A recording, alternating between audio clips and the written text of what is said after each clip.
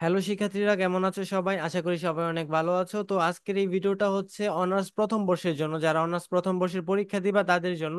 মূলত তোমাদের পরীক্ষাটা কবে হতে পারে এটা নিয়ে প্রশ্ন। তোমাদের পরীক্ষাটা মূলত হচ্ছে এই সেপ্টেম্বর মাসে হওয়ার কথা ছিল, সেপ্টেম্বরে।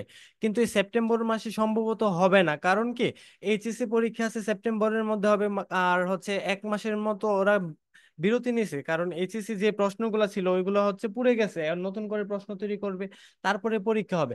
এখন অনেকে প্রশ্ন করতে পারো এইচএসসির সাথে আমাদের কি সম্পর্ক। বলতে তোমরা যেই যেই কলেজে পরীক্ষা দিবা বা যেই হলগুলাতে, ওই হলগুলোর মধ্যেও কিন্তু এইচএসসি পরীক্ষা হবে। আর একসাথে দুইটা পরীক্ষা চালানো সম্ভব না, কারণ তোমাদের পরীক্ষার যে স্যারগুলা হচ্ছে গাইড দেবে, এইচএসসি পরীক্ষার মধ্যে সেম স্যার গুলাই থাকবে। তো ওরা চাইবে না একসাথে দুইটা পরীক্ষা কোনোভাবে পরিচালনা করতে।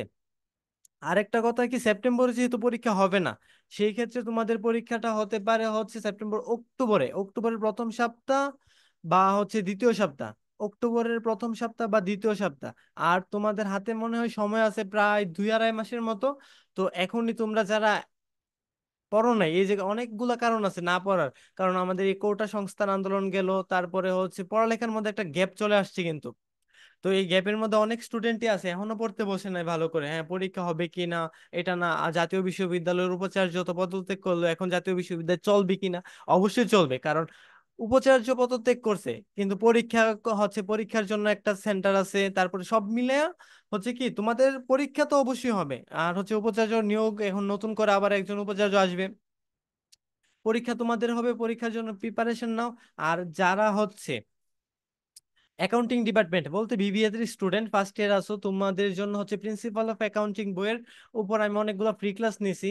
প্রত্যেকটা চ্যাপ্টারে মোটামুটি ফ্রি ক্লাস আছে, ওই ক্লাসগুলো দেখতে পারো। আর যদি তোমরা মনে করো যে আমার কাছে জুমে পড়বা সরাসরি, তাহলে পড়তে পারবা, আমি হোয়াটসঅ্যাপ নাম্বারটা দিয়ে দিব, ওইখান থেকে পড়তে পারো, ফ্রিতে আমি পড়াবো, সমস্যা নেই। তোমাদের যে চ্যাপ্টারটার মধ্যে প্রবলেম থাকবে ওই চ্যাপ্টারটা আমি সমাধান করে দেওয়ার চেষ্টা করবো।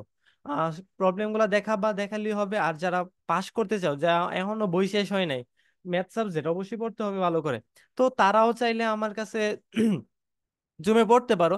বলতে আমি তোমাদের পাঁচ নাম্বারটা তুলে দিতে পারবো, কারণ অনেক সহজ সহজ অঙ্ক আছে। তো যোগাযোগ করবা হোয়াটসঅ্যাপে, আর কোনো কিছু জানার থাকলে কমেন্টে জানাবা, আমি অবশ্যই সাহায্য করার চেষ্টা করব। আর আজকের ভিডিওটা এ পর্যন্তই। ভিডিওটা ভালো লাগলে অবশ্যই একটা লাইক করে দিবা, আর চ্যানেলটা সাবস্ক্রাইব করে দিবা। সবাই ভালো থাকবা।